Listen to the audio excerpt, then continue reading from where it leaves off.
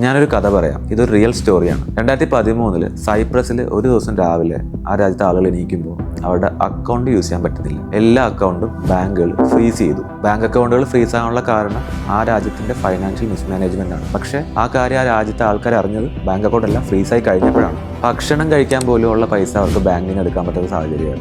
Banks എന്ന് പറയുന്നത് ഒട്ടും സേഫ് അല്ല. നമ്മളുടെ കയ്യിൽ പൈസ ലിക്വിഡ് ക്യാഷ് ഉണ്ടെങ്കിൽ നമ്മൾ ബാങ്കിൽ ഇട്ട് വെച്ചാൽ സേഫ് ആണെന്ന് വിചാരിക്കുന്നത് ഏറ്റവും വലിയ മണ്ടത്തരം. നമ്മുടെ ഡേ ടു ഡേ എക്സ്പെൻസിനുള്ള പൈസ അല്ലാതെ നമ്മൾ ഒരിക്കലും വലിയൊരു എമൗണ്ട് ബാങ്കിൽ വെക്കുന്നത് ഒട്ടും സേഫ് അല്ല. അതിന് പകരം ഏതെങ്കിലും ഒരു ഫിസിക്കൽ അസറ്റിൽ പൈസ കീപ്പ് ചെയ്യുന്നതാണ് എന്നും നല്ലത്. അതിപ്പോൾ ഗോൾഡ് ആവാം, സിൽവർ ആവാം, റിയൽ എസ്റ്റേറ്റ് ആവാം, ഇതുപോലുള്ള ഏതൊരു ഫിസിക്കൽ അസറ്റിൽ നമുക്ക് പൈസ കീപ്പ് ചെയ്യാം. അത് സേഫാണ്. നമ്മൾ എന്നും മനസ്സിലാക്കേണ്ട ഒരു കാര്യം, പൈസ എന്ന് പറയുന്നത് വെറും ഒരു പേപ്പറാണ്. ഈ പേപ്പറിന്റെ വാല്യൂ കൂട്ടാനും കുറയ്ക്കാനും ഒരു രാജ്യത്തിന് ഈസി ആയിട്ട് സാധിക്കും. നമ്മളിപ്പോൾ ഇറാനിൽ കണ്ടുകൊണ്ടിരിക്കുന്നതാണ്. $1 കൊടുത്താൽ 1.5 ലക്ഷം റിയാൽ ഇറാനിൽ ഇപ്പം കിട്ടും. അപ്പോൾ അതിൻ്റെ അർത്ഥം വാല്യൂ കൂടിയെന്നല്ല, അവിടുത്തെ രാജ്യം അത്രയും ഫൈനാൻഷ്യലി തകർന്നു എന്നുള്ളതാണ്. അപ്പോൾ നമ്മൾ മനസ്സിലാക്കേണ്ടത്, ഇറാനിൽ ആരെങ്കിലുമൊക്കെ അക്കൗണ്ടിൽ പൈസ ഇട്ട് വെച്ചിട്ടുണ്ടായിരുന്നെങ്കിൽ ഇന്ന് ആ പൈസയുടെ വാല്യൂ എന്ന് പറയുന്നത് മൈനസിലും താഴെയാണ്. നമ്മൾ മനസ്സിലാക്കേണ്ടത്, ഭൂമി ഉണ്ടായ കാലം മുതൽ ട്രേഡിംഗ് നടന്നുകൊണ്ടിരിക്കുന്നത് ഗോൾഡിലും സിൽവറിലും ലാൻഡിലുമാണ്. അപ്പോൾ നമ്മുടെ പൈസ എപ്പോഴും അതുപോലുള്ളൊരു ഫിസിക്കൽ അസറ്റിൽ തന്നെ കീപ്പ് ചെയ്യാൻ ട്രൈ ചെയ്യും.